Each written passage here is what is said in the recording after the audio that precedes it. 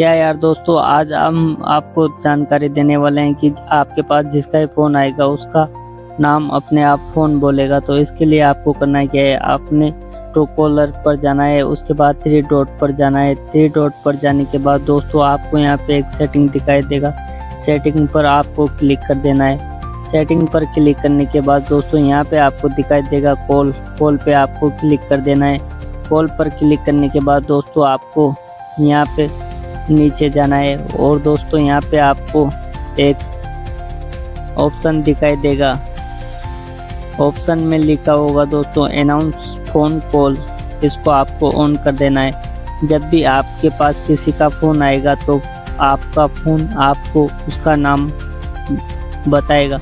तो दोस्तों ऐसी जानकारी के लिए हमारे चैनल को सब्सक्राइब करें।